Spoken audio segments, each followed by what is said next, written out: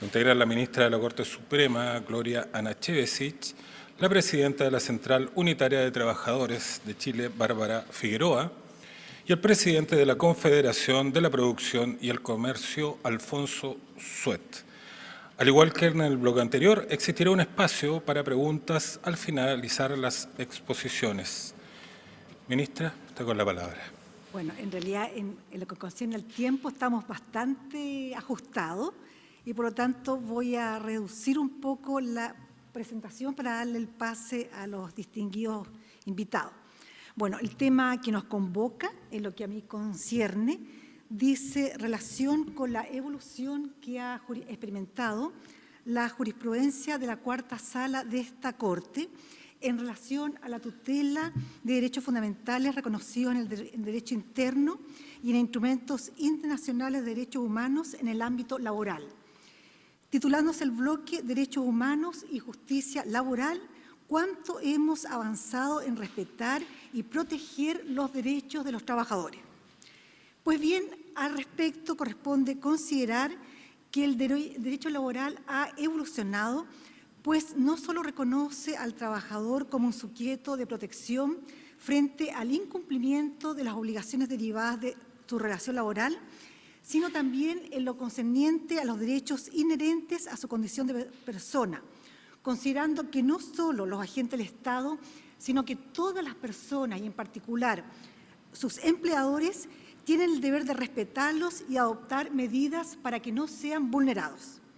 Entonces, el derecho al trabajo se preocupa, como lo sostiene actualmente la doctrina autorizada sobre la materia, tanto de los derechos laborales propiamente tales, quiero decir, salarios mínimos, jornada de trabajo, indemnizaciones por término de contrato, atribuidos al trabajador como contratante débil, que han permitido asegurar un mínimo socialmente aceptable para los trabajadores, como sus derechos laborales específicos, como la libertad sindical, el derecho a la negociación colectiva y la huelga, que son atribuidos al trabajador como miembro de una organización de representación de intereses y que han permitido al derecho al trabajo intentar democratizar la dirección económica y política de las empresas y de algún modo la propia sociedad.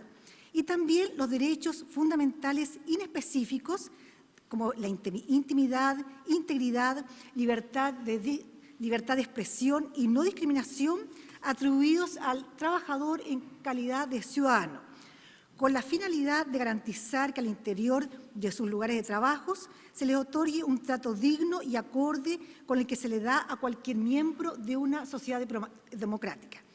Bueno, y son distintos instrumentos internacionales los que han dado pauta para reconocer estos derechos a los trabajadores y no los mencionaré precisamente por el tiempo.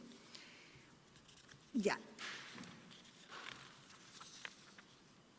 Ahora entonces me voy a referir particularmente al rol que ha cumplido el Poder Judicial y en particular la cuarta sala en lo que atañe a la tutela judicial efectiva de los derechos fundamentales de los trabajadores y me centraré en algunas materias que ha abordado conociendo recursos de unificación de jurisprudencia referidas a la aplicación del procedimiento de tutela laboral, a la protección de derechos especialmente relevantes en el ámbito de las relaciones laborales, como el derecho a la huelga, la protección a la maternidad y el principio de no discriminación. En lo que concierne al procedimiento de tutela laboral, hay que tener presente que la reforma procesal que introdujo la Ley 20.085 y la creación del procedimiento de tutela laboral constituyen un importante avance en el reconocimiento efectivo y garantía de los derechos fundamentales en el ámbito de las relaciones laborales. Y en este sentido, la doctrina plantea que esta reforma ha contribuido a tomar en serio este tipo de derechos de los trabajadores, comenzando a desmontarse lo que podríamos denominar el modelo cerrado de empresa, entendido como un espacio jurídico privado donde la acción de los derechos solo quedaba restringida al cumplimiento de condiciones laborales y económicas mínimas para dar paso a un espacio jurídico público expuesto al efecto expansivo de los derechos fundamentales. También se dice que significó la incorporación efectiva de la protección judicial en sede laboral de los denominados derechos fundamentales inespecíficos de los trabajadores, estableciéndose como un mecanismo de resguardo especial y privilegiado de amparo a sus derechos frente a las facultades del empleador. El procedimiento de tutela laboral está regulado en los artículos 485 y siguientes del Código del Trabajo y opera, según lo ha manifestado esta Corte, respecto a las cuestiones suscitadas por aplicación de las normas laborales que afecten los derechos fundamentales de los trabajadores que la misma norma enumera. B, tratándose los actos discriminatorios que refiere el artículo 2 del Código del Trabajo, con exclusión de las ofertas de trabajo. Y C, en los casos de situaciones de represalias ejercidas en contra de trabajadores en razón o como consecuencia de la labor fiscalizadora y la dirección del trabajo o por el ejercicio de acciones judiciales denominada indemnidad laboral. También ha señalado, al pronunciarse respecto del alcance de este procedimiento, que los derechos que protege este mecanismo resultan lesionados cuando el ejercicio de las facultades que la ley reconoce al empleador limita el pleno ejercicio de aquellos sin justificación suficiente en forma arbitraria o desproporcionada o sin respeto de su contenido esencial. En igual sentido, se entenderán las represalias ejercidas en contra de trabajadores en razón o como consecuencia de la labor fiscalizadora de la dirección del trabajo o por haber ejercido acciones judiciales.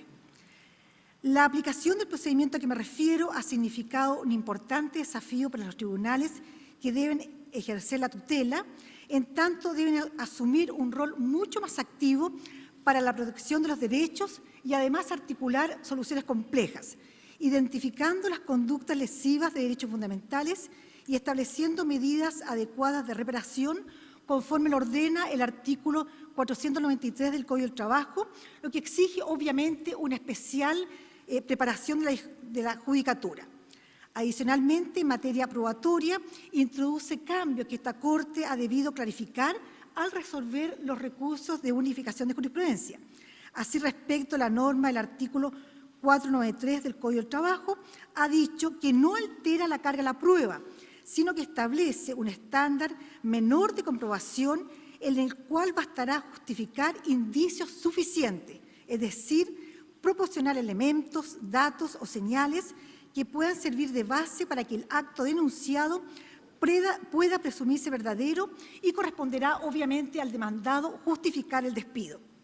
En cuanto al alcance del procedimiento de tutela laboral, cabe señalar que esta Corte, en una primera etapa, interpretó de manera restrictiva el alcance del artículo 489 que regula la acción de tutela laboral por vulneración de derechos fundamentales ocurridos con ocasión del despido, pues sostuvo que solo se aplica en el evento específico en que la vulneración de garantías constitucionales se produzca con ocasión del despido de un trabajador, o en otras palabras, cuando es el empleador el que procede a despedir al trabajador en las condiciones anotadas. Posteriormente, actualmente, más bien dicho, ha entendido que corresponde también aplicarlo cuando es el trabajador quien, por decisión unilateral y en resguardo de sus derechos fundamentales, pone término al contrato de trabajo utilizando la figura del autodespido prevista en el artículo 171 del Código del Ramo. Así ha dicho que si el empleador, con ocasión del despido, vulneró las garantías fundamentales del trabajador y no solo las obligaciones que emanan del contrato, con mayor razón, si éste desea poner término a la conculcación de sus derechos fundamentales y los propios del contrato de trabajo, debe ser protegido por el ordenamiento jurídico a través de las mismas acciones y derechos que tendría si es despedido por un acto voluntario de su empleador.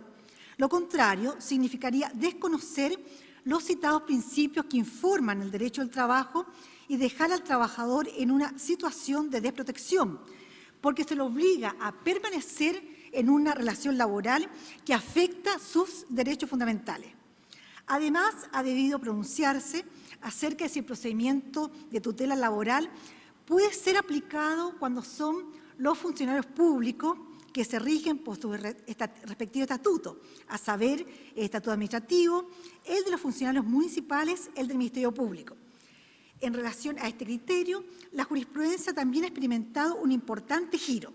En tanto, en un primer momento, estimó que el Código del Trabajo no autorizaba a los juzgados laborales para conocer acciones de tutela laboral impetradas por funcionarios públicos regidos por el Estatuto Administrativo. Postura que, a contar del año 2014, cambió, argumentando que los derechos fundamentales están reconocidos a toda persona por la Constitución Política de la República, que es jerárquicamente superior tanto al Código del Trabajo como al Estatuto Administrativo y demás normativa específica relativa a la administración pública, de modo que no parece coherente con el ordenamiento jurídico excluir a trabajadores que se desempeñan en un determinado sector de la protección específica que otorga la acción de tutela contemplada por el artículo 485 del Código del Trabajo. Así, ha señalado que tal procedimiento se aplica por disposición normativa a cuestiones suscitadas en la relación laboral por aplicación de las normas laborales, debiendo recordarse que la relación funcionaria es también de carácter laboral. En efecto, el inciso tercero del artículo 1 del Código del Trabajo denomina en términos genéricos trabajadores a los funcionarios públicos, no siendo sostenible la distinción que al respecto pretenden los jueces en cuanto se referiría al estatuto especial de trabajadores sujetos a las normas privadas que mantiene la Administración, desde que la simple lectura de dicha norma no permite arribar a dicha inferencia. Al respecto, cabe hacer presente que esta interpretación ha sido cuestionada por el Tribunal Constitucional en un fallo reciente de 6 de diciembre último, en el que, al resolver un requerimiento de inaplicabilidad interpuesto por un ente municipal, estimó que extender la aplicación del procedimiento de tutela laboral a los empleados públicos implicaría atentar en contra del principio de juricidad consagrado en los artículos 6 y 7 de la Carta Fundamental, al reconocer a los tribunales laborales una competencia que no les ha sido otorgada expresamente por el Código del Trabajo, decisión que fue en todo caso adoptada con votación dividida, pues 4 de 9 ministros consideraron que la intervención asumida por esta Corte a partir del año 2014, en la que afirma que el procedimiento de tutela laboral sí debe aplicarse a los funcionarios públicos, se ajusta a la normativa constitucional y que además interpretar la normativa laboral es una atribución de exclusiva competencia a la Corte Suprema mediante la resolución de recursos idóneos para estos efectos, como es el recurso de unificación de jurisprudencia laboral. El otro aspecto es el derecho a la huelga y la prohibición de prácticas antisindicales y desleales. En cuanto a los derechos fundamentales específicos de los trabajadores, cabe destacar el reconocimiento jurisprudencial del derecho a huelga, dando aplicación así a normas de derecho internacional de derechos humanos que lo consagran, en particular el artículo 8 del Pacto de Derechos Económicos, Sociales y Culturales. Así, en sentencia de 4 de diciembre del 2014, se afirmó que se ha ido desarrollando una tendencia histórica normativa hacia la plena reafirmación de la huelga como principio básico del catálogo de derechos económicos, sociales y culturales y como prerrogativa irrenunciable del derecho laboral. Asimismo, junto con referirse a la normativa interna que regula la huelga en Chile, se hace referencia a los instrumentos de derecho internacional que lo consagran, precisando que el artículo 8.1, letra D, del Pacto de Derechos Económicos, Sociales y Culturales, protege el derecho a la huelga en los siguientes términos. Artículo 8.1, los Estados partes en el presente pacto se comprometen a garantizar, letra D, el derecho a huelga ejercido en conformidad con las leyes de cada país. El precepto remata con una restricción que adquiere importancia de cara a la remisión que el texto efectúa a las legislaciones locales. Esa está destinada a los Estados partes del Convenio de la Organización Internacional del Trabajo, a los que advierte que nada de lo dispuesto en este artículo autorizará a los Estados partes a aplicar la ley en forma que menoscabe dichas garantías, artículo 8.3. De hecho, la instauración del rompehuelgas se encuentra prohibida en el Código del Trabajo francés, artículo 124, la Ley de Huelga portuguesa, artículo 6, el decreto reglamentario de la Ley de Trabajo española, artículo 6.5 y otras de la zona europea. En relación a lo dicho, se ha manifestado que el reconocimiento de este derecho ya lo venía sosteniendo desde hace ya un tiempo una significativa parte de la doctrina laboral nacional, particularmente en relación al reconocimiento de la autonomía sindical y a lo establecido en el artículo 8 del pacto ya mencionado. Del mismo modo afirma la Corte Suprema que la huelga es un derecho fundamental de reconocimiento implícito en la Carta Fundamental y fundado en la libertad sindical, y le atribuye, como ocurre en buena parte de las sociedades modernas, una importancia básica. La doctrina sobre la materia ha señalado que a partir de las obligaciones de derecho internacional de los derechos humanos e interpretando las normas legales conforme a las normas convencionales, la Corte concluye el estándar mínimo en materia de derecho a huelga y que el reemplazo de trabajadores en huelga, ya sea por otro de la misma empresa o nuevos contratados, no es procedente. La realización del control de convencionalidad por parte de la Corte Suprema en los referidos casos del derecho a huelga se inserta en nuestra visión en la línea de construcción de un sistema integrado y coherente de los derechos humanos. La Cuarta Sala también se ha pronunciado en relación a la prohibición de reemplazo de los trabajadores en huelga, interpretando la norma del artículo 381 del Código del Trabajo en sentido amplio, aplicándola a la sustitución de los trabajadores en huelga con otros de la empresa. En este sentido, señaló que la interpretación de la norma contenida en el artículo 381 del Código del Ramo no puede orientarse hacia una huelga inoperante en la práctica, pues los trabajadores que la acordaron han debido cumplir con todos los requisitos pertinentes.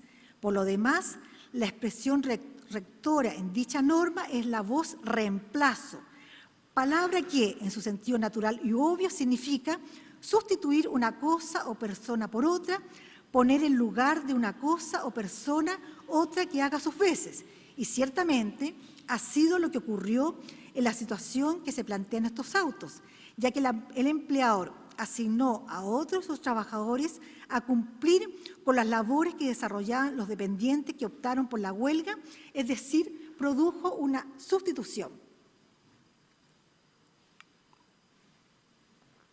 Por su parte, en relación a la protección del derecho a la libertad sindical y la sanción de prácticas antisindicales, se ha pronunciado señalando que no se requiere probar la intencionalidad del empleador para establecer la práctica ocurrencia de prácticas desleales o antisindicales de aquel, conforme lo dispone el artículo 289 del Código del Trabajo.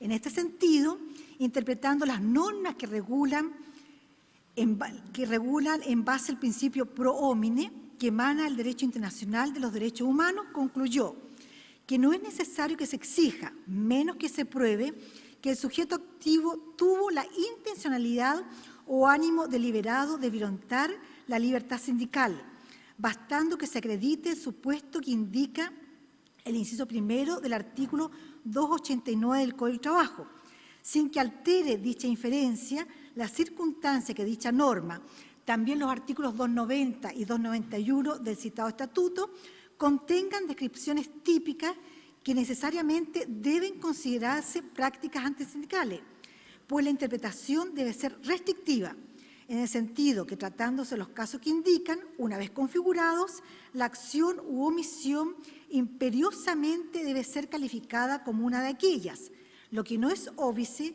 a que si no se acredita el elemento subjetivo, no pueda estimarse probada la conducta que así afecta la libertad sindical, porque la primera norma citada, que es la general, no lo exige.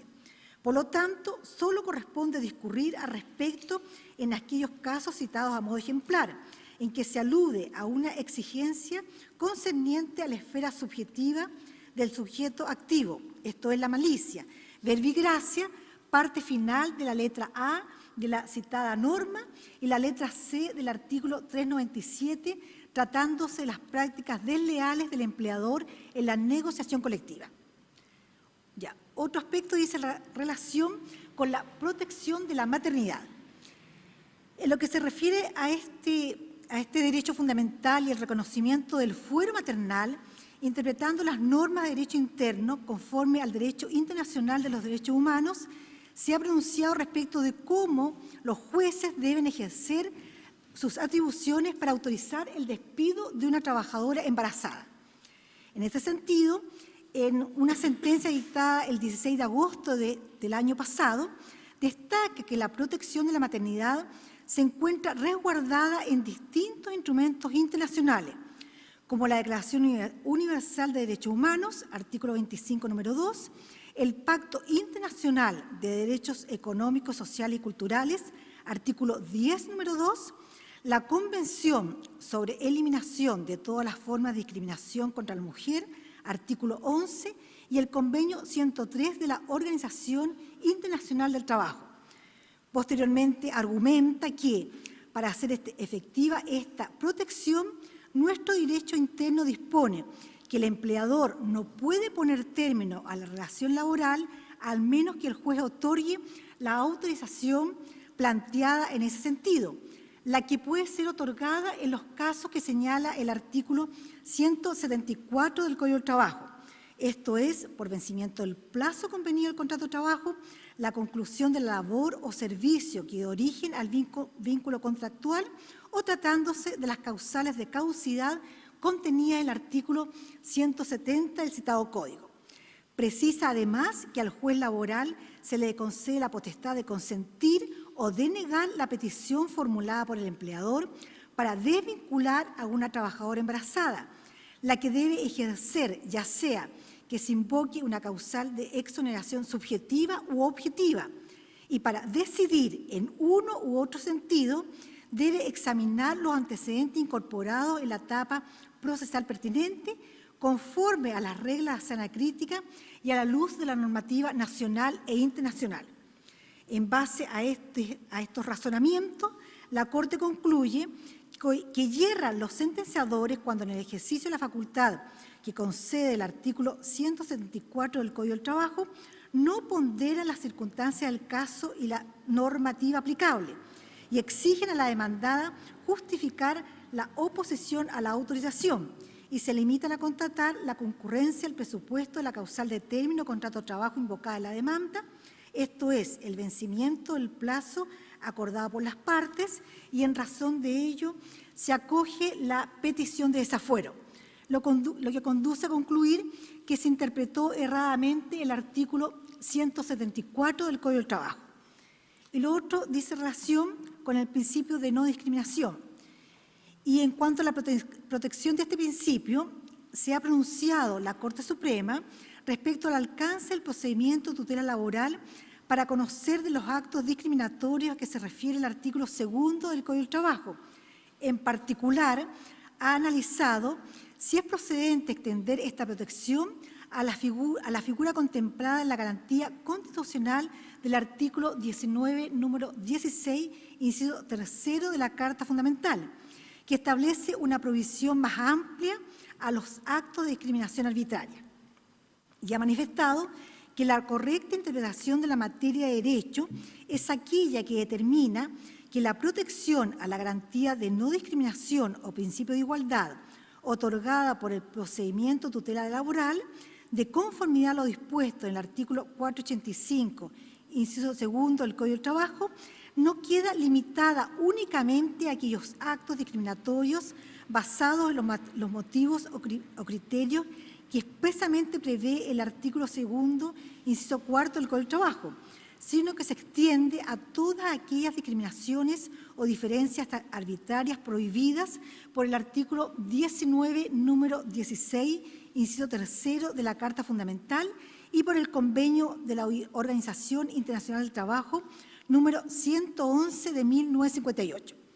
Para justificar esta decisión, precisa que una interpretación contraria significaría autorizar que se consagre una distinción cuya justificación y razonabilidad es del todo cuestionable, al otorgar protección mediante este procedimiento a quienes sufran discriminaciones fundadas en motivos de raza, color, sexo, edad, estado civil, sindicación, religión, opinión política, nacionalidad, ascendencia nacional u origen social, y negándola a quienes sean víctimas de discriminaciones motivadas por otras razones, distintas de la sola capacidad o idoneidad personal, aun cuando aquellas puedan ser tanto o más ilegítimas como las mencionadas. Bueno, palabras finales, concluyo señalando que en realidad de esta breve reseña de la jurisprudencia de la Corte Suprema, en particular de la Cuarta Sala, se puede observar que existe una estrecha relación entre la aplicación del derecho laboral y el derecho internacional de los derechos humanos y cómo ambas ramas constituyen herramientas esenciales para que los tribunales cumplan con su obligación de amparar a las personas ante cualquier amenaza o vulneración de sus derechos, ya sea específicos o inespecíficos en el ámbito de las relaciones laborales. Igualmente se identifican interesantes avances y cambios de criterio en la jurisprudencia que pueden contribuir a una protección más amplia y efectiva de los derechos fundamentales de los trabajadores gracias a la interpretación armónica de las normas de derecho interno que los consagran, en conjunto con la aplicación de distintas normativas del derecho internacional de los derechos humanos y los principios imperativos. Finalmente, invito a todos los presentes a seguir reflexionando y debatiendo en torno a los temas abordados, ya que sin lugar a dudas, avanzar en el reconocimiento y tutela efectiva de los derechos de los trabajadores no es tarea exclusiva de los tribunales de justicia, sino que requiere de la colaboración activa de los distintos actores que intervienen en las relaciones de trabajo, ya sea el sector empresarial y sindical, representado en esta instancia, y de toda la sociedad en general. Listo, termino.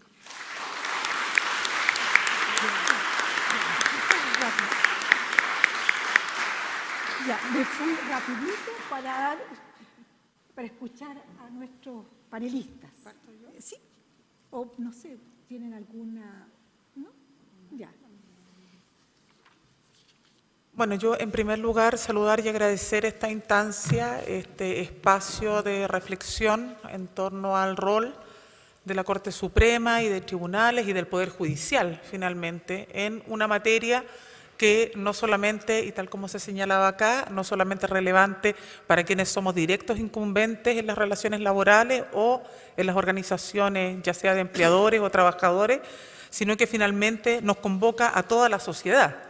Pensar en cómo entendemos el derecho al trabajo y cuáles son las garantías del trabajo decente en el marco de la conceptualización de la OIT, donde no solo está radicada la dignidad del salario justo, el derecho a la protección de la vida, sino que también el derecho a organización y el reconocimiento de nuestras garantías de organización colectiva, son materias, a nuestro entender, que no solo dan cuenta y deben dar cuenta de sanas relaciones laborales, empleadores-trabajadores, sean estas a nivel de empresa o a altos niveles, sino que dan cuenta también de cuán sana es una sociedad para entender los desafíos democráticos.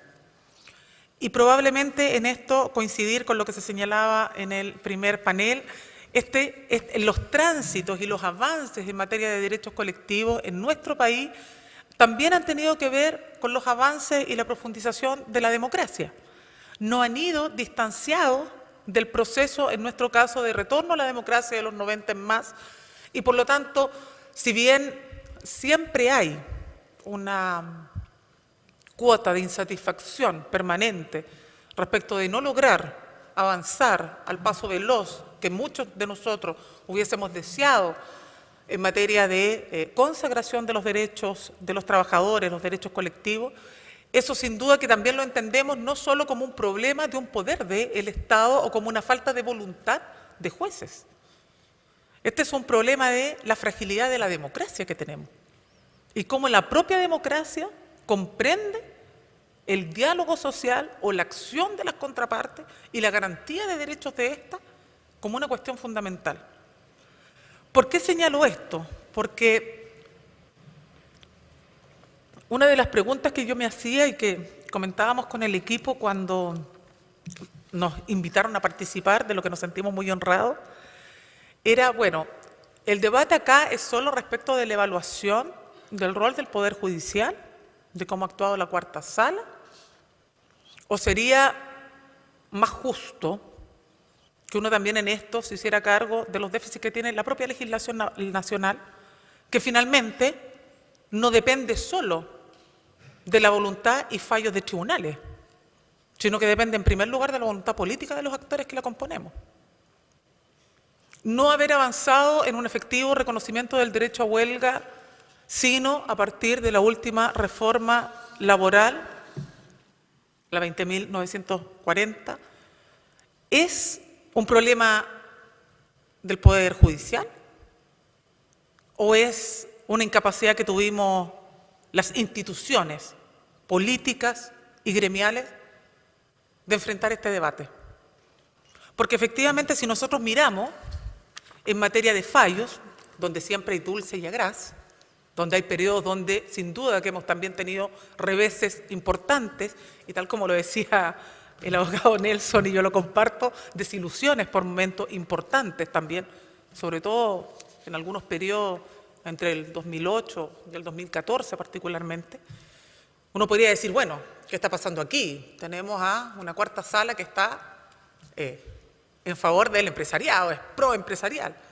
Pero más allá de todo ese debate, ¿no?, que siempre es de dulce y agraz para quienes somos actores incumbentes, apasionados con estos debates, la pregunta seguía siendo, bueno, ¿será que algún día los fallos que han reconocido el derecho a huelga más allá del marco de la negociación colectiva van a poder transformarse en una realidad como parte del reconocimiento de los mínimos civilizatorios? ¿O vamos a tener que seguir esperando hasta que sea tan contundente la cantidad de fallos a su haber que uno tenga que decir hasta cuándo, en qué momento el Poder Ejecutivo y el Poder Legislativo hacen eco de este planteamiento? Y en eso efectivamente nosotros reconocemos y valoramos el rol que ha jugado particularmente, como decía, en los últimos años, la Cuarta Sala.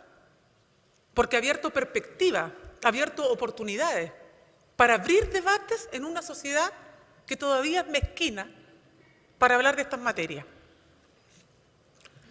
Lo complejo es, a nuestro entender hoy día, que nuevamente estamos enfrentados a una coyuntura interpretativa. Nuevamente estamos retrotrayendo el debate del último periodo. Y a propósito de la implementación de la nueva norma laboral, nuevamente estamos enfrentándonos a un debate que nosotros entendíamos superado en nuestro país, o creíamos que de alguna manera se había superado, que era si efectivamente debíamos reconocerle carácter de derecho fundamental, en tanto derecho humano al trabajo y a la dignidad del trabajo, al derecho, por ejemplo, a huelga. Hoy, lamentablemente, nuevamente estamos enfrentados a ese desafío. Y en ese sentido uno, y quiero decirlo de la mejor manera posible para que no se malentienda, porque no nos corresponde a nosotros desde el mundo sindical, ni probablemente ningún actor, tratar de intervenir en el marco de acción de ninguno de los poderes del Estado. Nosotros entendemos que nuestro rol desde la multisindical es incidir en los debates de las políticas públicas. No vamos a cogobernar con los gobiernos, no es nuestra función. No vamos a hacer tampoco la labor del Poder Legislativo, porque no es nuestra función. Menos aún pretenderemos reemplazar ni entregar directrices respecto de lo que tiene que hacer el Poder Judicial.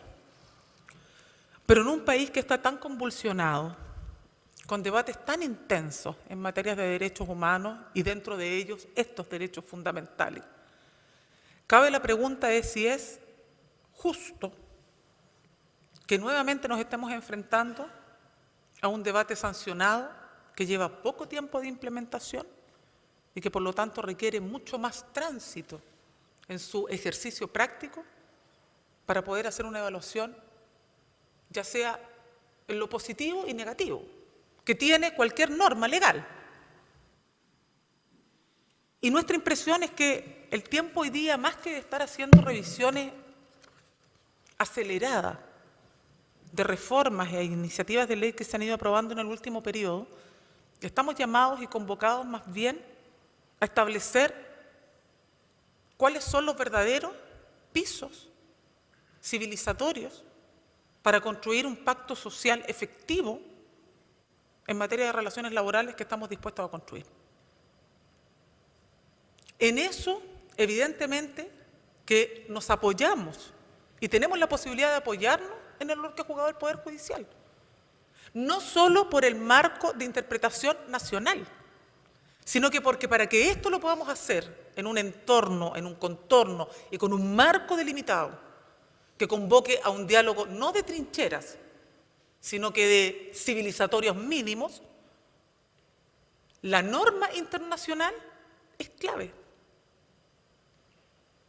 El cumplimiento respecto de la ratificación de convenios internacionales por parte de nuestro país, particularmente en materia de derechos laborales, particularmente respecto de las libertades sindicales, derecho a asociatividad y, por cierto, que también derecho a la negociación colectiva en torno al convenio 87 y 98 de la OIT, nos parece a nosotros que son elementos ancla, porque trascienden a la mirada particular que uno pueda tener o al minuto de coyuntura desde el cual uno esté tomando la foto. Ese factor para nosotros es clave cuando tenemos que mirar o evaluar de qué manera los poderes del Estado, frente a convenios que han ratificado ante el mundo, se comportan. Y en ese sentido uno podría decir, si miramos la institucionalidad política, ni los gobiernos, el Poder Ejecutivo, ni el Poder Legislativo, ha logrado acercarse de la misma manera que sí ha logrado hacerlo el Poder Judicial a este continuo de consistencia entre la norma internacional y lo que se traduce en práctica nacional. Y en ese sentido yo valoro altamente el rol que ha jugado el Poder Judicial en este, insisto, no es un problema de trinchera, probablemente en algunas cosas uno a veces no plenamente de acuerdo con todos los actores. Pero en estos debates, finalmente, ¿qué es a lo que uno apela? ¿De qué manera hay consistencia, hay coherencia entre aquello con lo que el Estado de Chile se compromete? No un gobierno, no un sector, no un partido. El Estado de Chile se compromete y cómo los poderes de ese Estado luego lo transforman en norma nacional. En ese marco, efectivamente, nosotros tenemos una evaluación muy positiva del rol que se ha jugado y creemos, insisto, que los déficits, sin duda que se puede muchas cosas perfeccionar, no cabe duda que tener un área especializada a partir del 2005, si no me equivoco, no con la creación de los nuevos tribunales laborales, complementa y le da este carácter especializado a al debate laboral en toda la magnitud que requiere, y esos son avances que se tienen que seguir profundizando. Yo no diría, ese camino debemos seguirlo profundizando, pero uno puede pedirle al Poder Judicial que vaya más allá de lo que está disponible a hacer el resto de los poderes del Estado.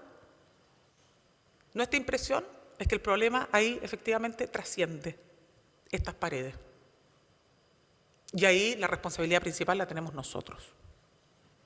Por lo tanto, también es complejo en este escenario pretender imponerle hoy día, ya sea a la cuarta sala o a otras instancias, el carácter resolutivo y absoluto que sanciona la interpretación respecto de una norma en plena implementación. Es decir, pretendemos imponerle a ellos, pretendemos imponerle a ustedes, que resuelvan lo que no estamos siendo capaces de resolver nosotros vía diálogo social. Le estamos tratando de imponer a los tribunales que resuelvan aquello que la política no está dispuesto a resolver. Lo decía muy bien exministro también del Trabajo, Osvaldo Andrade. ¿Sería justo aquello? A nuestro juicio, no. Y por lo tanto, en ese sentido, nosotros entendemos que gran parte del desafío que tenemos hoy día es volver a poner los debates donde se tienen que colocar. Al Poder Judicial lo que le corresponde, al Poder Ejecutivo lo que le corresponde, al rol de los actores sociales el rol que nos corresponde, al Poder Legislativo lo que le corresponde. No pretender que sea por la vía administrativa, judicial, que terminemos resolviendo problemas que son de la política y que tienen que ver con cuáles son los preceptos sobre los cuales queremos construir sociedades más justas, sociedades con más equidad y nuevos pactos sociales. Por lo tanto, en ese marco, nosotros entendemos que acá el desafío principal para seguir abordando y profundizando derechos laborales no pasa solo por más especialización, no pasa solo por más apoyo, que sin duda debe haberlo al Poder Judicial, sino que pasa también por retomar la sana o necesaria política de consensos, no sobre la base de imposiciones, sino que sobre la base de mínimos comunes. Y en esto solo una palabra.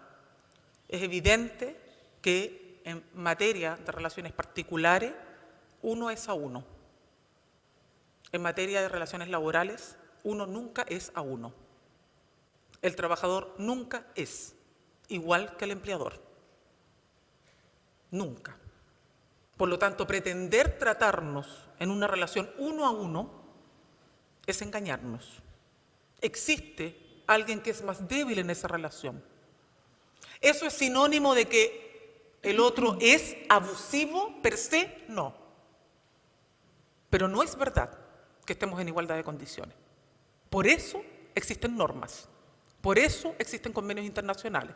Por eso tenemos una organización del trabajo que está cumpliendo este 2019 100 años, de la cual el gobierno de Chile va a formar parte a partir de este año en su Consejo de Administración. Porque se reconoce que individualmente en la relación laboral no somos iguales. Y por lo tanto, se requiere protección, se requiere fortalecimiento de las instancias que protejan nuestros derechos, por cierto que sí.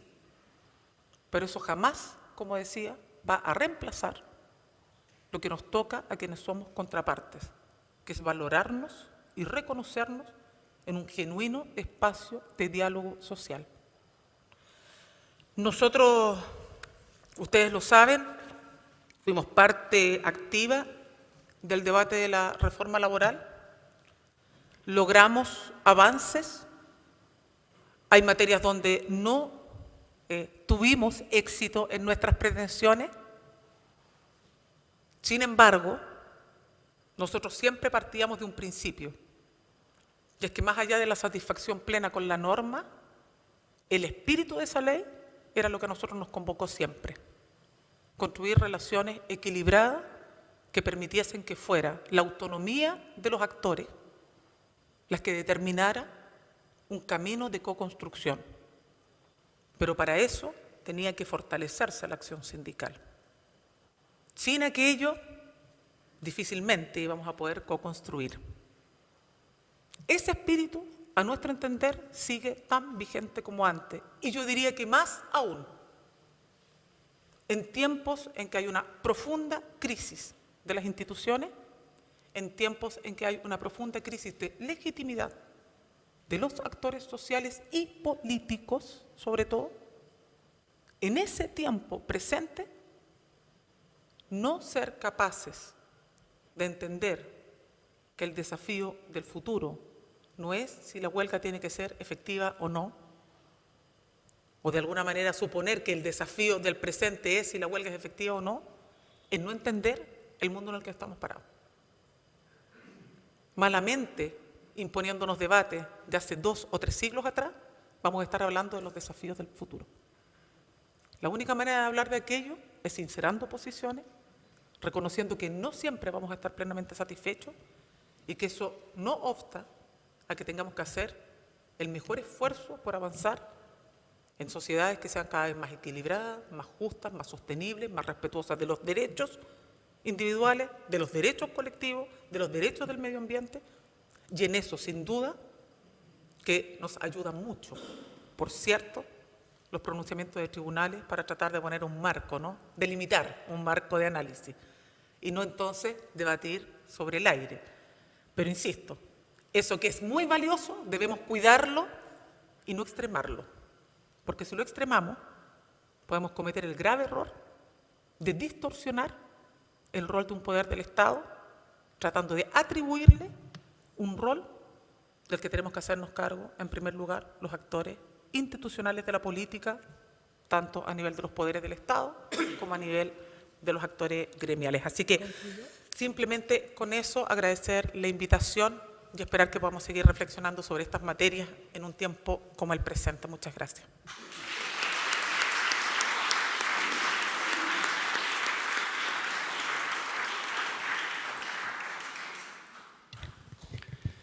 Bueno, muchas gracias por la invitación.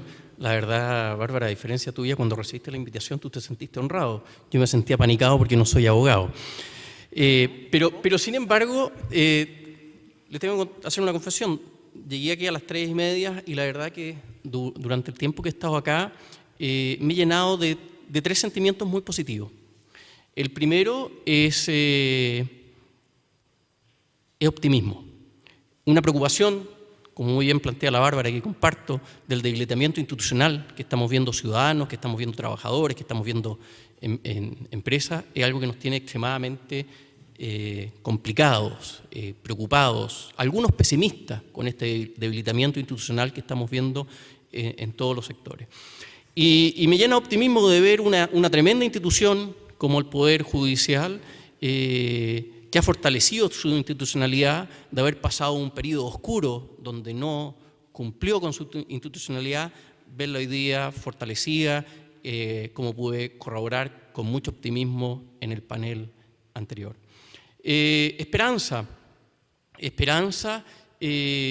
con los hechos que estamos viviendo en la sociedad, en el mundo. O sea, ver hoy día la situación que hemos estado siguiendo de cerca, como el Brexit, que se reacciona frente a una decisión donde muchos dicen que no se pensó bien, o lo que está pasando en Francia con este encuentro que está haciendo el presidente Macron en Normandía, que la verdad que están reaccionando y no saben cómo frente a una situación que estaba ahí. Y yo creo que esto tiene que ver mucho, y por eso me llena de esperanza, palabras que se han usado aquí sistemáticamente esta tarde, con que hoy día los actores sociales e institucionales, como ustedes, estamos reaccionando frente a una agenda. Yo le contaba a la Bárbara ahí mientras estábamos, le decía, estoy agotado porque tengo que estar reaccionando todo el día a declaraciones de uno, a eventos acá, allá, y encontrarse con un espacio que, decir, más que estar reaccionando, estemos reflexionando. Y eso me da mucha esperanza. Y finalmente, el sentimiento de empatía con una paciencia optimista cuando este gran héroe que hemos tenido en Chile como Nelson, porque ha sido un héroe en la causa de derechos humanos, solitario en sus inicios, decía que él perdía 6-0 y hoy día no pierde 6-0, bueno, sentí empatía y me da optimismo porque nosotros en el Tribunal Tributario, el tercero de la región metropolitana, también hoy día perdemos 6-0 los empresarios. Entonces, veo que se puede. Pero más allá de eso, ustedes están esperando, bueno, cuál es nuestra posición, y aquí veníamos preparados. Y yo creo que me es muy fácil construir sobre la mirada que nos ha entregado la Bárbara, o la presidenta de la CUT, en realidad tenemos que ser institucionales, la presidenta de la CUT, sobre que cuando hablemos de trabajo, estamos hablando de sociedad. Y quiero partir mi análisis tomando las palabras de usted, ministra, de decir que siempre tenemos que ir buscando esta correlación casi perfecta entre el derecho nacional e internacional, cuando nos daba los ejemplos de España, de Portugal. Y yo creo que cuando uno habla de Declaración Universal de Derechos Humanos, entendiendo que la primera revolución fue 10.000 años antes de Cristo, y encontrarse con la sorpresa de que tan solo hace 70 años atrás, en París, un 10 de diciembre del año 1948, por primera vez, la Asamblea General de las Naciones Unidas hablaba de estos derechos humanos, fundamentales, universales, que deberían ser protegidos en cualquier parte del planeta. Es una cosa sorpresiva. Ahora, con esta buena noticia tan reciente, lamentablemente para todos, cuando uno se va al artículo 23.1, Lo que dice esta declaración de Naciones Unidas, dice que toda persona tiene derecho al trabajo. Tener derecho al trabajo es un derecho muy importante. Toda persona tiene derecho a la libre elección de su trabajo. Toda persona tiene derecho a condiciones equitativas. Y toda persona tiene derecho a protección contra el desempleo. Esto es de una profundidad fantástica. Ahora, yo mientras estudiaba esto, mi primera preocupación fue cómo tan reciente, solo 70 años, 1948. Pero la buena noticia viene de algo que nosotros compartimos, que es la filosofía. Ella es profesional, yo soy amateur de la filosofía, es mi hobby, ella es profesora de filosofía. Y empecé a recurrir a la filosofía y me encontré con una grata sorpresa. Esto está establecido desde los inicios de la filosofía. Y me encontré con un trabajo maravilloso del filósofo Hernán Borisnovsky, que decía en un trabajo que dice, pensando el trabajo a través de Aristóteles. Y Aristóteles ya expresaba dos grandes preocupaciones por el trabajo. La primera preocupación era la libertad. Hay que entender también el contexto que él estaba, donde había esclavitud. Pero él decía que cuando se quiere recoger el pensamiento sobre el trabajo, la palabra libertad tiene que estar encima. Y lo segundo, y algo que hoy día está más presente que nunca, el derecho al ocio, no la falta de ocio. Y esto es súper relevante y en esto las nuevas generaciones, los millennials, son mucho más filosóficas que nosotros, cuando dicen que ellos no están disponibles vivir para trabajar. Ellos solo están disponibles para trabajar como un medio para vivir bien. Entonces, cuando uno ve que, independiente que los acuerdos internacionales o los convenios internacionales, a algunos se refería Bárbara, son recientes, uno ve que la filosofía, que es la madre de toda la ciencia, ¿no es cierto?, esto ya lo abordaba desde su inicio. Entonces yo creo que la pregunta que tenemos que hacernos acá es, ¿qué tenemos que hacer para garantizar el derecho humano al trabajo, al buen trabajo, no a cualquier trabajo? Y yo creo que para garantizar este derecho se necesitan tres elementos. Primero, trabajadores. Segundo, empresa. Tercero, institucionalidad y certeza jurídica. Ahora, y en esto quiero construir sobre algo que comparto con la Bárbara, y nosotros lo estamos trabajando. La relación empresa-trabajador tiene que ser una relación pareja. Nosotros hoy día, y lo digo con fuerza y convicción, nosotros en el sector empresarial no damos trabajo, nosotros acordamos trabajo.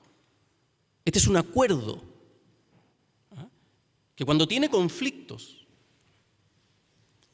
se recurren a los tribunales. Pero ¿qué tienen en común estos tres elementos? Trabajador, empresa, institucionalidad y certeza jurídica. Muy simple, personas. Personas humanas. Y esto es una preocupación. Muchas veces a nosotros nos están mirando por nuestros roles. Miro el rol que tienes y me formo la opinión de la persona que eres. Y muchas veces esos roles hacen que nos pongan etiquetas. Y cuando no miramos personas, sino miramos roles y miramos etiquetas, podemos caer en no cumplir un derecho fundamental que se ha planteado acá, que es el derecho a la discriminación. Yo te discrimino por el rol que tienes, por la etiqueta que tienes, por cómo piensas, por lo que haces, Y nosotros sabemos a ciencia cierta que cuando las personas son lo que piensan, o lo que hacen, o el rol que tienen, o el puesto que tienen, las sociedades muchas veces, al no cumplir este derecho, se han lanzado por un acantilado, porque empiezan los buenos y los malos. Empiezan los que hacen bien, los que hacen mal, si no queremos ir en la profundidad. Y eso nos lleva a segregaciones, a prejuicios, a conflictos.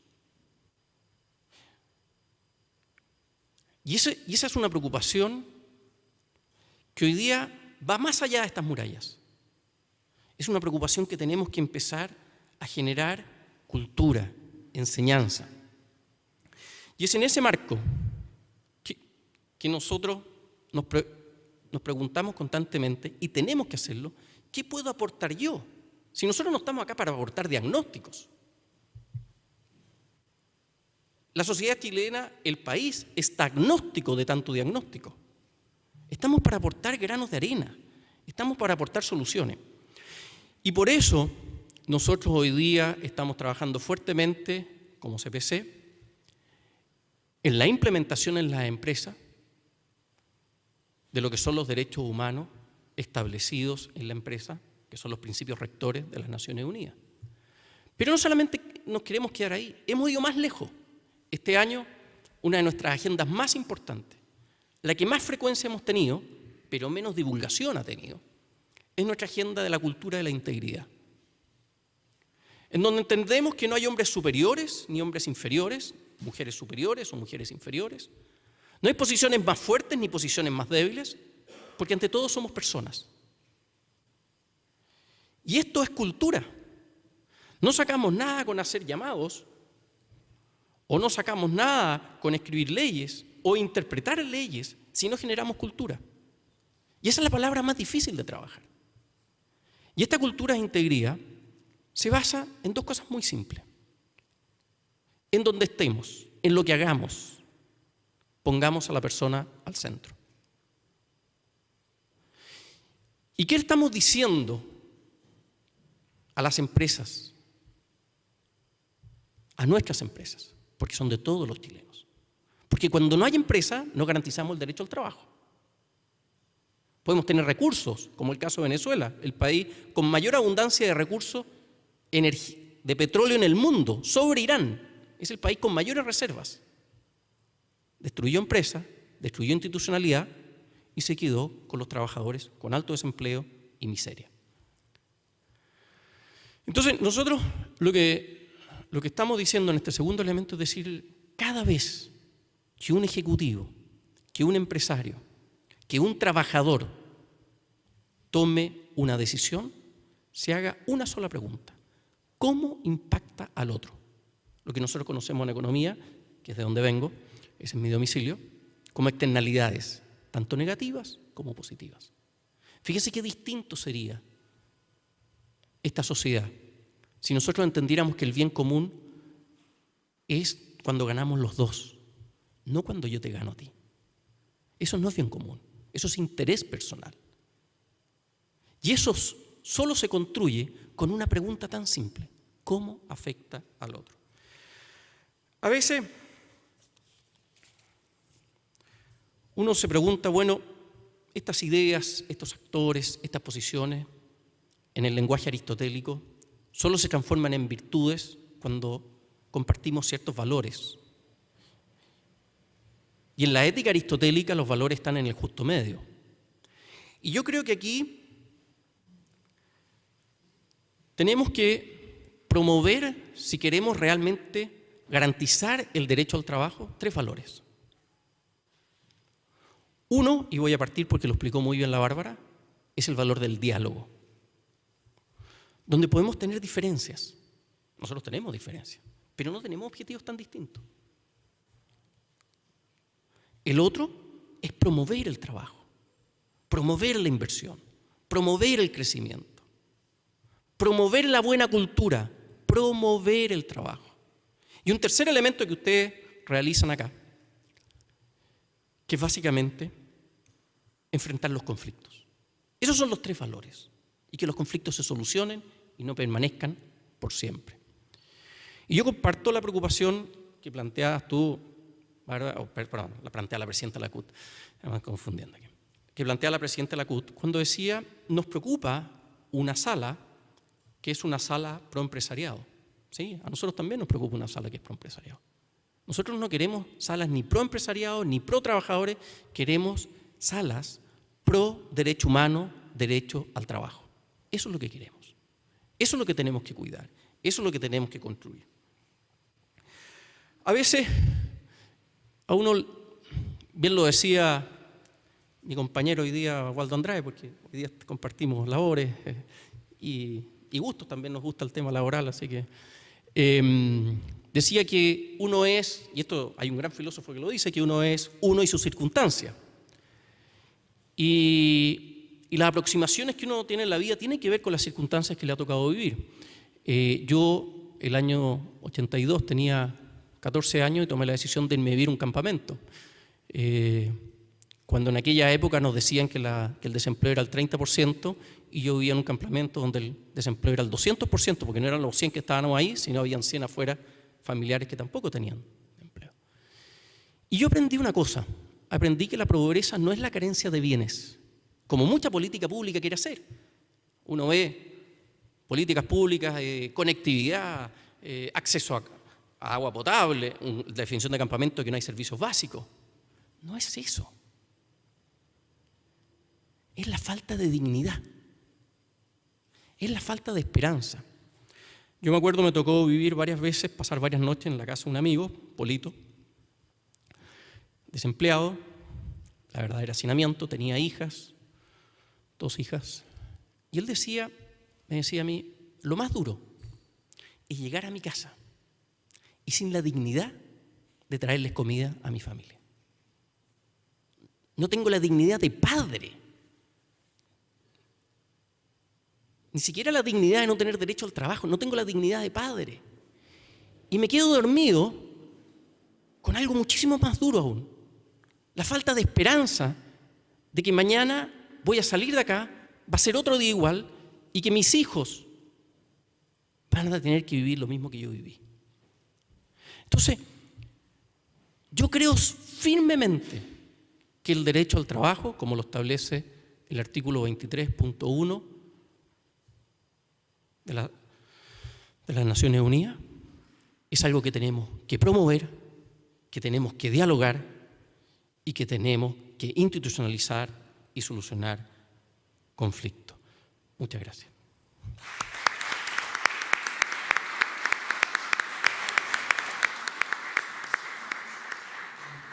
¿Alguien que formular alguna pregunta? Sí. Allá, por favor. Pregunta.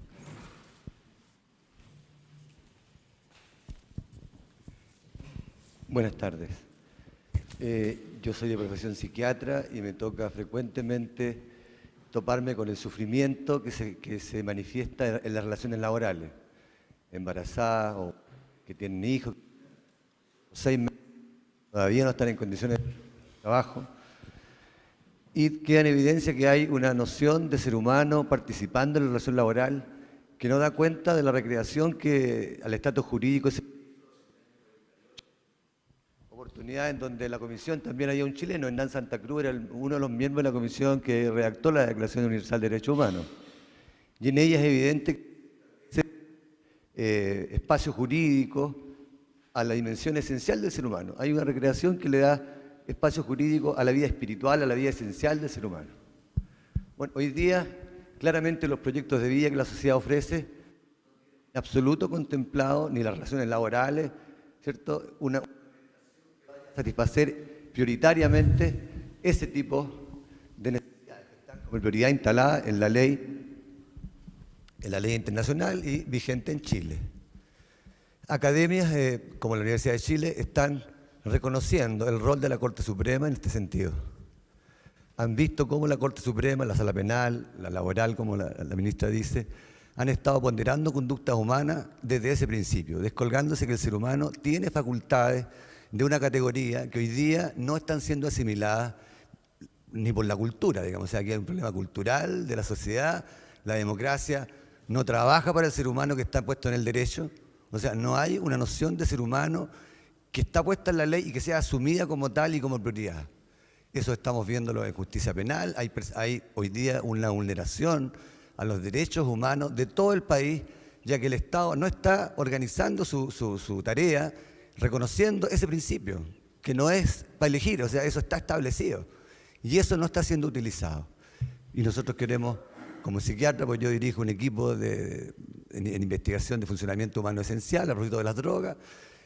Queremos destacar el rol de la Corte Suprema, porque creo que es el aparato del Estado que está acogiendo manifestaciones evolutivas de la sociedad en donde se le está acogiendo y dando importancia a esta dimensión. Eso significa recrear el proyecto de vida de los ciudadanos, recrear las necesidades de los seres humanos. Entonces yo la pregunta que le hago, ¿con qué noción de ser humano están trabajando la ministra, los sindicalistas y las empresas? ¿Están haciéndose cargo de esta responsabilidad o la están soslayando? Y están haciendo cosas cosméticas para mejorar lo que ya hay, pero con un ser humano absolutamente castrado en su identidad fundamental. Bueno, en lo que a mí concierne, bueno, como ministra de esta Corte y todos mis colegas, lo que tenemos que resolver son conflictos jurídicos. Entonces, creo que su pregunta no podría abordarla yo como ministra de la Corte Suprema. O sea, en la medida que en un conflicto jurídico efectivamente se estén vulnerando derechos fundamentales de un trabajador que están reconocidos en instrumentos internacionales y la normativa interna, obviamente que habría que adoptar una decisión al respecto, pero además en materia laboral la competencia de la Corte Suprema está bastante restringida al recurso de unificación de jurisprudencia. Pero entonces, y el recurso ese es bastante estricto, con una serie de requisitos que tenemos que abordar el recurso desde esa perspectiva, a la medida que se cumplan los presupuestos, dan lugar a una respuesta. Pero en todo caso, la cuarta sala no solo conoce materia laboral, también tiene competencia en materia civil y no solo en asuntos de orden patrimonial, porque tiene que conocer aquellas demandas, recursos de casación en el fondo o en la forma que inciden en causas civiles y que se invoca la ley 20.069, que sanciona conductas discriminatorias, que es la conocida ley Zamudio. Entonces, bueno, eventualmente en la medida que se esté discriminando o atentando contra los derechos fundamentales de un trabajador, desde ese punto de vista, obviamente va a emitir una decisión al respecto. Pero como usted me plantea la pregunta, no podría darle una respuesta como usted pretende. No sé, ustedes... No, yo tengo la impresión de que estas temáticas comienzan a ser más abordadas hoy día probablemente de la conciencia que teníamos antes de las instituciones. Yo creo que lo primero que uno tiene que decir en esta materia es que cuando hablamos de el trabajo como parte de un derecho fundamental y parte de la dignidad humana, siempre se nos escapaba como un elemento clave en ello también. Y esto nos ocurre también cuando miramos el debate de salud laboral, ¿no? Los riesgos psicosociales eran de lo menos abordados y son, hasta el día de hoy, una materia permanente de interpretación, ¿no? Cuánto efectivamente de las condiciones laborales afectan o no pueden afectar la salud mental de los trabajadores o las trabajadoras. Lo importante aquí, yo diría que no solo es esta conceptualización, entenderlo como parte de un ejercicio de la dignidad humana, sino que también de qué manera nos hacemos cargo. Nosotros desde la CUT, a partir del debate de la salud laboral de manera integral. Nos parece que es la única manera de entenderlo en una dimensión mucho más justa, equilibrada y competente a la realidad que a nosotros nos toca, que son las relaciones colectivas, las relaciones sindicales, las relaciones del mundo del trabajo y dentro de ellas, cómo nos hacemos cargo de los altos índices de licencias médicas, particularmente en el caso de mujeres, muchas de ellas por estrés y depresión, un importante número de ellas catalogadas por riesgo psicosocial en el puesto de trabajo, y creo que ahí efectivamente todavía tenemos un trabajo que construir, al menos nosotros, hoy día lo hemos abordado desde las áreas que nos tocan, la Secretaría vinculada al área de salud laboral, en esta perspectiva. ¿Cómo logramos entender que el problema de salud del trabajador no es solo que se fracture, no es solo que le ocurra un accidente de trayecto, sino que también la posibilidad de enfermarse por malas condiciones laborales, muchas veces agobio, muchas veces acoso también, en el caso de las mujeres. Y ahí, en particular, nosotros somos irrestrictos, somos fervientes defensores de la iniciativa que se está trabajando en la OIT de establecer un convenio particular sobre violencia en el espacio laboral en el caso de las mujeres. Nos parece que ese tipo de señales son las que nos permiten abordar estos temas de una manera mucho más integral y menos casuística que como antes lo estábamos abordando.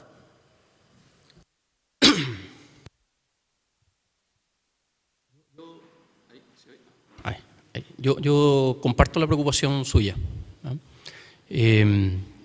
Hablábamos, ¿no es cierto?, de la Declaración de Derechos Humanos de Naciones Unidas. El artículo 23, por ejemplo, cuando habla de compensación equitativa, y uno mira la brecha salarial que tenemos entre hombres y mujeres de 30%, no se da este principio igual pega, igual paga, y estamos al debe. Cuando se habla de salud mental, nosotros nos negamos rotundamente, independiente que nos solicitaron de distintos lados, a formar una comisión de pensiones. Nosotros dijimos por convicción, no vamos a formar comisión de pensiones en la CPC, porque no vamos a formar comisiones de instrumentos, vamos a conformar una comisión de adulto mayor, así se llama. Y cuando uno empieza a entrevistar a los adultos mayores y ve sus frustraciones, sus enfermedades psicológicas, tienen que ver con la pérdida de dignidad cuando se sienten inútiles. Y cuando uno empieza a excavar y empieza a indagar y dice, ¿por qué pasa esto? Y la verdad que es terrible lo que pasa, porque aquí tenemos un problema legal. Yo la verdad me sorprendí, lo aprendí en esto. Cuando un adulto mayor tiene toda la experiencia, tiene la profesión, tiene las capacidades, pero ya no le da el físico para trabajar 45 horas a la semana. No le da el físico para trabajar 8 horas ininterrumpidas, porque hay un dictamen del año 2004, creo, exministro, del año 2004 del dictamen, que establece que la jornada laboral es ininterrumpida. Entonces ellos dicen, mire, ¿sabe lo que pasa? Mire, yo me canso, yo necesito ir a dormir siesta, necesito ir a la casa, necesito trabajar ciertas horas. Y yo me pregunto, ahí donde hay enfermedades en el adulto mayor muy complejas, bueno, ¿por qué no nos ponemos de acuerdo y le pegamos una revisada al artículo 22 del Código del Trabajo? ¿Ah? O sea, ya, pues, ¿en qué estamos? ¿Vamos a poner a la persona al centro o no vamos a poner? Y ahí estamos al debe. Ha estado al debe el Parlamento, han estado al debe distintos ejecutivos o distintos poderes ejecutivos y estamos enfermando al adulto mayor, le estamos quitando dignidad y muchas veces algunos cuentan cuántos votan y como son poquititos ahora, porque sabemos que la pirámide se está invirtiendo, como que esto no se incluye.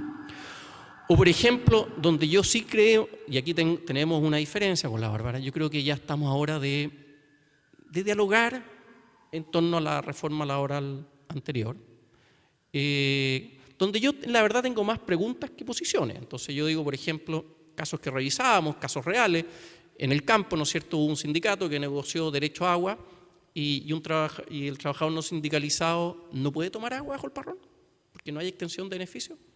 Estoy hablando de casos reales, ¿eh? No estoy hablando de casos hipotéticos. O cuando una minera, ¿no es cierto?, negocia al sindicato un bus de acercamiento y solo pueden llegar en búa a la minera los trabajadores sindicalizados porque no hay extensión de beneficio y los otros tienen que arreglárselas como llegan.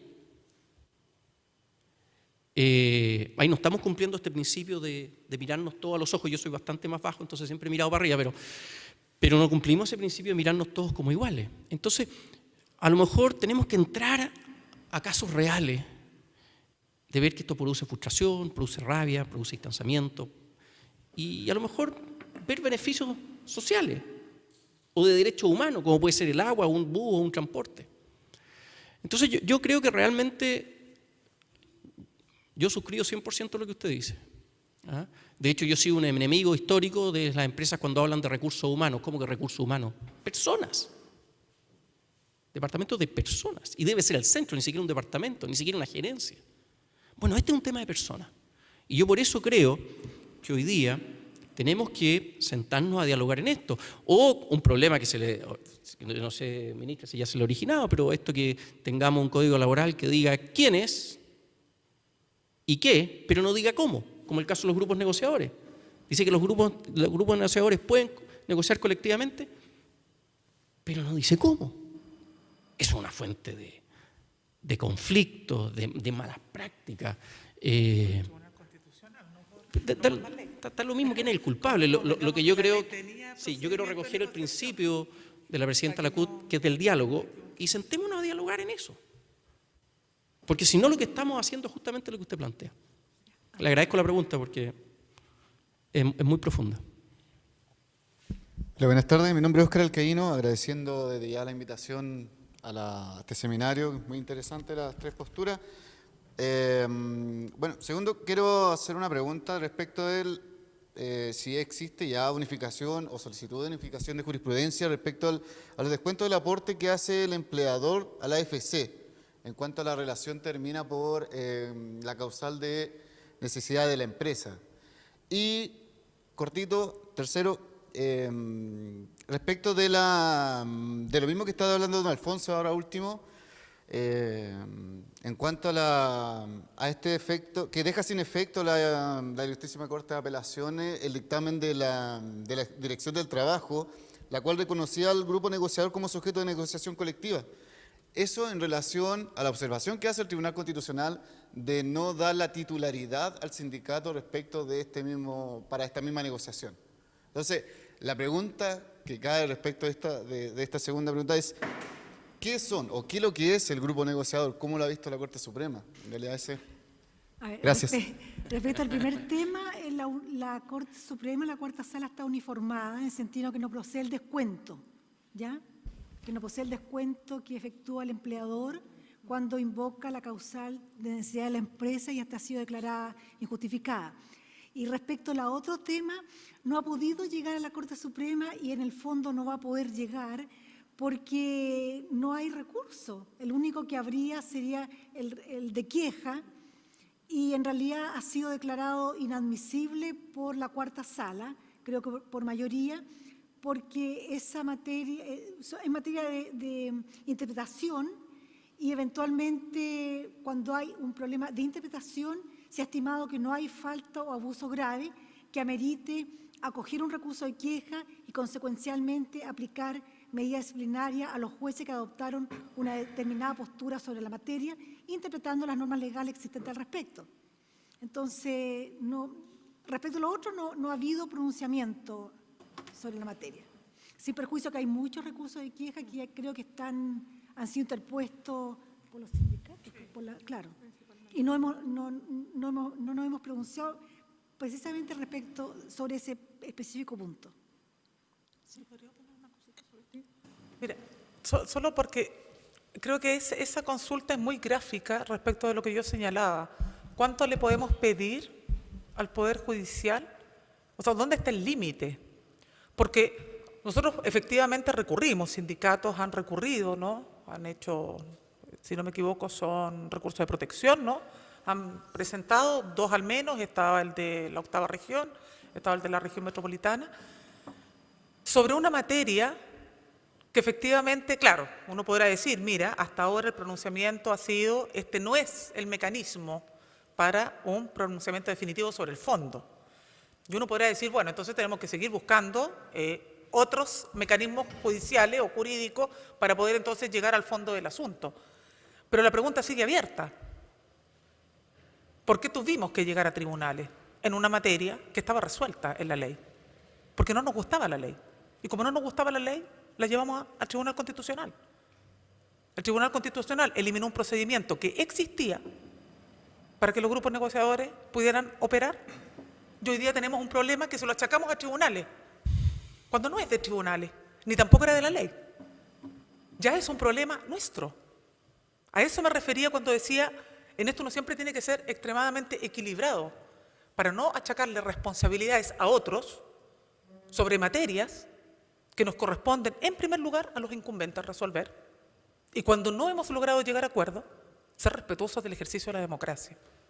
Si cada vez que una resolución ya sea que no me gusta el pronunciamiento del Parlamento, de los tribunales u otro, vamos a buscar subterfugios para impedirlo, entonces ahí tenemos un problema que es de corte mayor, porque es un problema respecto del sano ejercicio de la democracia. Y creo que es ahí donde en materia de relaciones laborales todavía fallamos, y fallamos mucho. Y ese es un problema, no solo para quienes somos incumbentes en el mundo laboral, es un problema para toda la sociedad al final del día, porque eso sienta imágenes de que entonces la única manera de que esto se puede resolver es que yo te imponga lo que a mí me parece más justo, porque si no, de otra manera, nunca vamos a respetarnos en aquello que democráticamente se va acordando. Yo con respecto a esa pregunta, tengo una pregunta, o sea, de la pregunta de la segunda parte de los grupos negociadores. Mi pregunta es la siguiente. Cuando hay un vacío legal de tal envergadura en grupos negociadores, ¿cómo se puede interpretar ley si no hay ley? Yo no entiendo, y me parece irrisorio, los dos dictámenes, por ejemplo, tanto del gobierno anterior como este, con respecto a los grupos negociadores, aparte que son elevados a -1 en lenguaje mío, o sea, vale decir, son contrapuestos. ¿Cómo la ADT no tiene facultad de hacer ley, tiene solamente la facultad de interpretar ley? Entonces, ¿cómo va a interpretar donde hay un vacío legal? Yo tengo nadie me la ha podido responder bien cuando le pregunto al Ejecutivo cómo la ADT permite sacar dictámenes donde hay vacío legal. A lo mejor el exministro del Trabajo me lo responde a la salida. Bien, buenas tardes acá. Mi nombre es Erika Muñoz, yo soy dirigente sindical y la verdad es que venía con bastantes expectativas, altas expectativas respecto de poder encontrar una respuesta a la pregunta del seminario. Dice, ¿cuánto hemos avanzado en respetar y proteger los derechos de los trabajadores? Y me voy realmente sin respuesta, porque en realidad ustedes nos han mencionado en qué materias hemos avanzado, cuáles han sido las jurisprudencias de la Corte respecto de ciertos temas que atañen a los trabajadores. Bárbara nos explica cuáles han sido las materias que avanzamos en términos de reforma laboral que atañen a aquellos trabajadores que negocian colectivamente. Pero en términos de número, de porcentaje, porque para mí la pregunta ¿cuánto? Indica cantidad. Por lo tanto, me gustaría saber a criterio de cada uno de ustedes cuánto hemos avanzado respecto de respetar y proteger a los trabajadores en materia de derecho laboral. A ver, en materia de derecho laboral, la Corte Suprema tiene una competencia bastante limitada, porque solamente puede conocer lo que dice relación con la unificación de jurisprudencia. O sea, cuando algún litigante estima que lo fallado por una corte de apelaciones, al decidir un recurso de nulidad, se contrapone a lo fallado por otro Tribunal Superior de Justicia. Y en esa postura, en ese sistema, tenemos que analizar si realmente se dan estas dos posturas y tienen que ser los hechos similares, o sea, los hechos que tratan ambas sentencias deben ser más o menos similares. Entonces,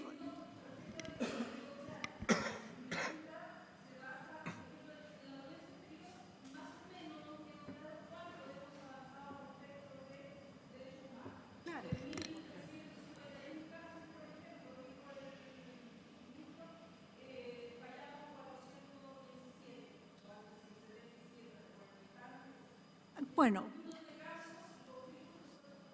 claro, puede ser que el planteamiento, como analicé esta pregunta, fue no en el número de casos, sino en materias.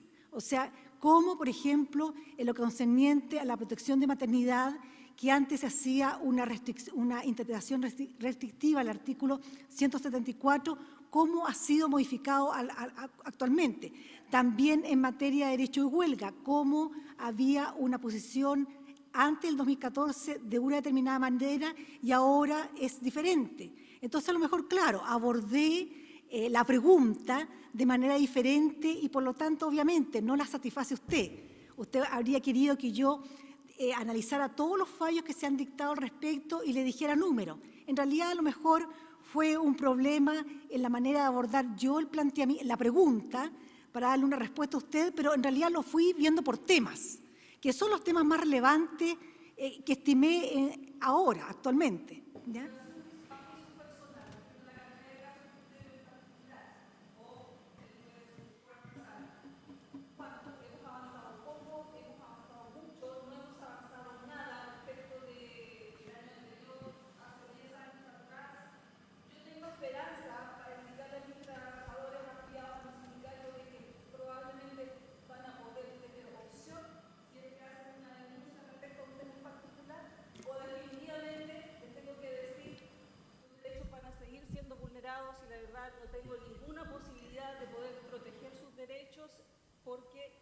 posibilidades de que vayan y los defiendan en la Corte son pocas.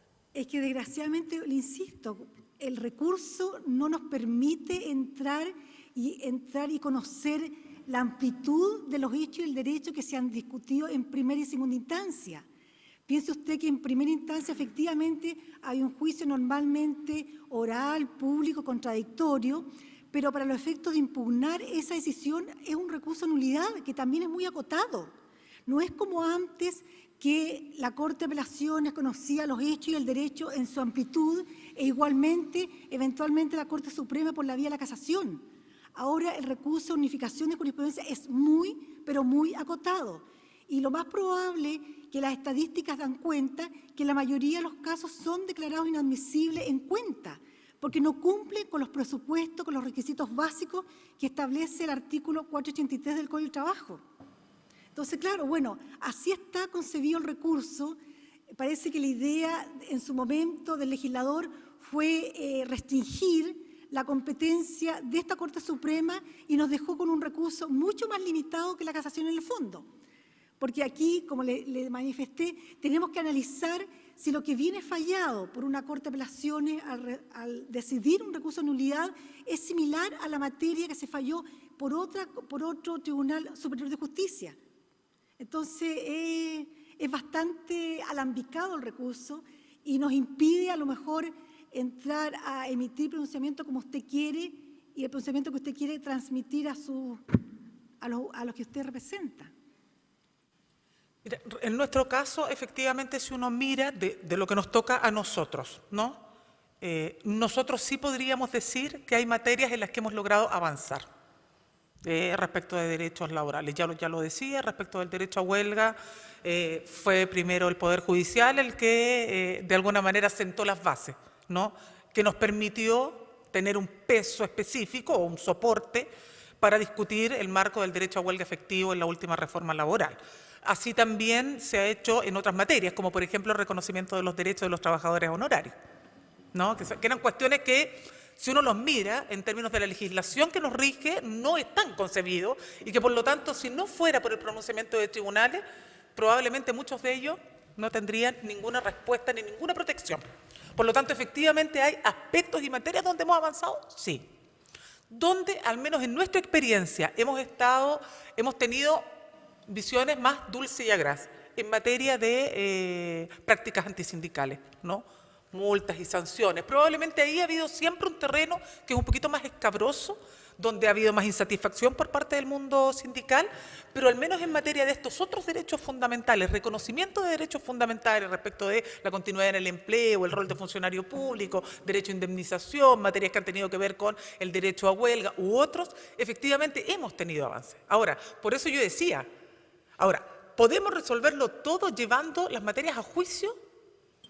Lamentablemente no, porque tenemos una legislación que es absolutamente restrictiva respecto de los derechos laborales. O sea, nosotros podríamos llevar a tribunales y podríamos hacer una gran cruzada respecto del reconocimiento de la negociación supraempresa, porque está concebida en el marco del convenio 87 y el derecho a libertad de asociatividad. Sin embargo, siempre vamos a topar con un problema. Y es que ese debate, cuando tú lo llevas al Parlamento, cuando tú lo llevas a los gobiernos, indistintamente, no logra avanzar.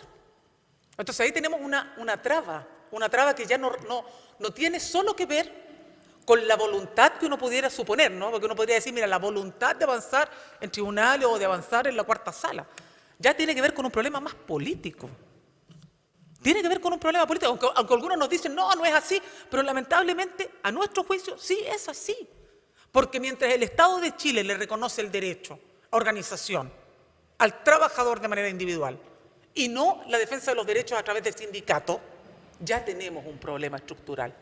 Porque una cosa es que yo ponga al individuo al centro, otra cosa es que yo creo que en materia de derechos colectivos, de relaciones laborales, ese individuo por sí solo va a poder tener competencia.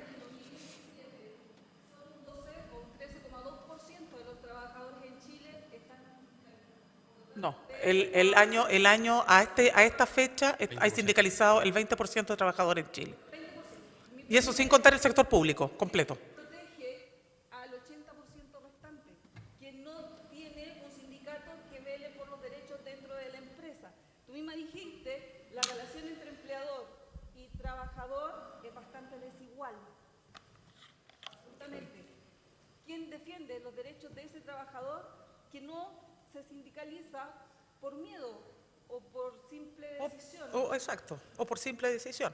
Al menos nosotros creemos que desde la defensa de los derechos colectivos es la mejor manera de protegerlos, porque de alguna manera eso sienta bases, ¿no?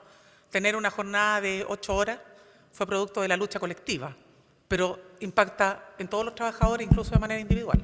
Yo quisiera aproximarme a eso por el título y un número, es básicamente lo que pide. Primero con el número, si uno tratara de poner un número que hacía, básicamente nosotros no hemos modificado el Código del Trabajo, modificamos el libro cuarto, y tiene vacíos, por lo tanto podríamos, si tú me haces aproximarme un número, hemos avanzado en torno al 18%, 17%. ¿Por qué? Porque nos queda el libro primero, por ejemplo, que es donde planteábamos los problemas del adulto mayor, donde, por ejemplo, no existen los casos de los Uber Eats, que uno en las calles ya lo único que ve son Globo, Rappi, Uber Eats, que hay gente que ejerce su derecho al trabajo, hay gente que ejerce la libertad en qué trabajar, pero no hay ninguna protección. No hay cotizaciones, no hay nada. Entonces, claramente nosotros tenemos un código laboral que está anclado en el año 1931, en donde la palabra Internet no existe. Y nosotros hoy día, yo comparto tu inquietud, hoy día más relevante de lo que hemos avanzado es lo que tenemos que avanzar. O sea, nosotros estamos viendo apanicados, repito, apanicados, el avance de la automatización y la inteligencia artificial. Y esto lo están viviendo los ciudadanos. O sea, si usted vive en Cerrillo, se toma la línea 6 del metro, no hay boletero, no hay conductor, o sea, tenemos automatización, inteligencia artificial. Imaginemos que llega al Costanera Center, va al supermercado y no hay cajero, hay un pequeño robot. Entonces, la automatización que está reemplazando trabajadores, la inteligencia artificial que está reemplazando ejecutivos, hoy día es una ola que no viene, ya llegó. El problema es cuando la ola se retire y se nos transforme en un tsunami. Y nosotros no podemos permitirnos a estas alturas de la cuarta revolución industrial quedarnos con un código del trabajo hijo de la segunda revolución industrial, en donde la palabra Internet no existe. Y con respecto a un número, yo soy numérico por la profesión que tengo, que usted decía del 80% ¿qué pasa con el 80% de los trabajadores? Bueno, en eso es importante que nosotros tengamos un diálogo porque en torno a los servicios mínimos, porque tenemos que garantizarle el derecho al trabajo y ver y buscar un justo medio en lenguaje nuestro a ese 80% de los trabajadores. Entonces, ahí yo más que tener una posición, lo que invito es una conversación. ¿Cómo le garantizamos el derecho al trabajo al 80%, pero también garantizamos un derecho, no solamente en el 87, sino también en el 98, el convenio 87 y 98, ¿no es cierto?, que son los dos convenios referentes a la sindicalización, negociación colectiva, también garantizamos el derecho a la huelga. Entonces tenemos que dialogar porque necesitamos equilibrios de derechos. Cuando los derechos se desequilibran, producimos grandes daños. Bueno, buenas tardes. Mi nombre es Enrique Contreras, soy de la Fundación Mi Patrimonio, presidente. A ver, lo mío más que una pregunta puede ser una pregunta y una reflexión. Recién ustedes hacían una exposición de que todas las instancias de las cuales, ya sea el sector empresarial, la CUT, las organizaciones de defensa de los trabajadores, de los derechos, el Estado, por otro lado, están formados por personas. Y fundamentalmente, cuando decimos que las organizaciones están formadas por personas, yo creo que también debemos pensar qué organizaciones en la sociedad se hacen cargo de la naturaleza de las personas. Entonces, respecto de eso, hay un damnificado, por decirlo así, del gobierno militar, que en su momento, bueno, soslayó, o sea, arrasó con todo tipo de organización social, que no solo fueron los partidos políticos, también fueron afectadas las cooperativas. Entonces, hoy día, uno cuando habla de una cooperativa, por ejemplo, una cooperativa de trabajo, yo creo que sabemos que primero una cooperativa, cuando uno dice una cooperativa, una organización económica cooperativa, está hablando, muchas veces la gente no lo entiende y podríamos estar tal vez, lo que se entiende del mundo empresariado, del mundo del trabajo, podría ser como una especie de empresa extraterrestre. Porque en una empresa cooperativa de trabajo, la CUT desde su lucha digamos, sindical no tiene nada que hacer. Y también las organizaciones gremialistas tampoco tienen nada que hacer porque los trabajadores son dueños de la empresa. Entonces, ahí existe una relación extraña que hoy día Bárbara lo decía muy bien, en las tradicionales o en las que se conocen convencionalmente es asimétrica la lucha o la pelea entre los trabajadores y los dueños de la empresa. Y en una cooperativa no existe eso, es a la par porque son los mismos. Entonces, aquí, y con esto quiero hacer la pregunta ¿por qué el Estado de Chile no avanza también yo no digo que se pueda cooperativizar todos los sectores de la economía, por lo demás en otros países es así, en Costa Rica, en los países nórdicos donde existe la sociedad del bienestar, de alguna manera funcionan por la lógica cooperativa, pero yo creo que Chile, el Estado, no el gobierno de turno, no los partidos políticos, no los conglomerados políticos, pero el Estado debiese recuperar este derecho humano que se perdió durante la dictadura, que también fue arrasado, el derecho a que la gente tome una determinación respecto de organizar su propio trabajo, de organizarse en cooperativas de trabajo. Creo que la gente también tiene derecho a tener trabajo con sentido, que es una frase que tal vez no se conoce, pero significa que uno ocupa el tiempo para vivir, pero más encima, aparte, trabaja contento, trabaja lo que quiere y más encima le pagan. Entonces, tal vez lo mío es una invitación al Estado, pese que llevamos muchos años, que el sector cooperativo no ha tenido una ley que la impulse. Insisto, no toda la economía creo que se puede cooperativizar, pero sí creo que todavía existe una brecha importante en la cual se podría avanzar y profundizar en cuanto a cooperativismo, sobre todo cooperativismo de trabajo. Eso. Bueno, en realidad yo creo que su pregunta excede el marco de este seminario y no creo que ninguno de los tres podríamos contestarla porque usted en realidad lo que quiere es impulsar una política pública, una postura al respecto que ninguno de nosotros... Yo lo único que puedo comentar a este respecto, yo creo que parte de las primeras tareas que tenemos en el mundo sindical es empezar a también comentar y hacer mucha más difusión pública de que nuestra vida sindical no es solo la vida tradicional en la empresa. Nosotros nos hacemos en primer lugar cargo de la organización sindical a nivel de empresa, supraempresa, en el formato más tradicional, por cierto, pero también nos hemos reunido con asociaciones de trabajadores, por ejemplo, de Uber, que están tomando el mismo modelo de organización que se hizo en Uruguay y que han sido incidentes en el debate sobre la regulación de estas plataformas y donde el tema efectivamente de los derechos colectivos no estaba considerado en absoluto, ¿no?, de los derechos de los trabajadores. Entonces, claro, muchas veces se supone que el rol de esta orgánica es única y exclusivamente respecto del mundo más tradicional, cuando no es así. Y sobre este punto, yo les quiero contar que, por ejemplo, en el caso del cierre de la empresa Merckx, que fue muy bullado, ¿no?, el año pasado, uno de los sindicatos de esa empresa está tratando de generar un modelo de cooperativismo.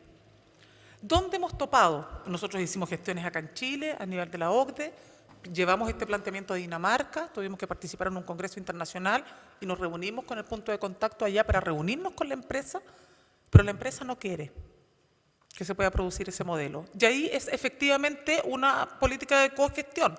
En el fondo lo que el sindicato está planteando es, nosotros nos constituimos jurídicamente como cooperativa, nosotros nos hacemos cargo, se nos arrienda el espacio de trabajo, ya están todas las instalaciones de la empresa ahí, por lo tanto no se van a ir a ninguna parte, nosotros la hacemos productiva y a partir de eso distribuimos ganancias.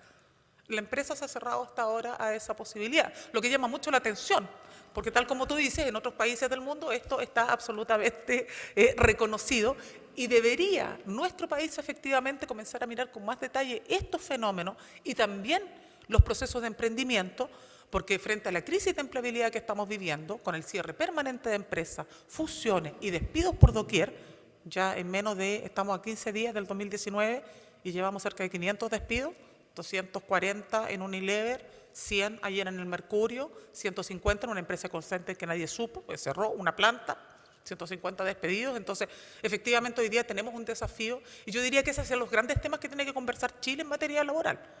O sea, el problema de Chile hoy día no es si la huelga tiene que ser efectiva o no. El problema de Chile no es ver cómo vamos a meter reemplazo en la huelga.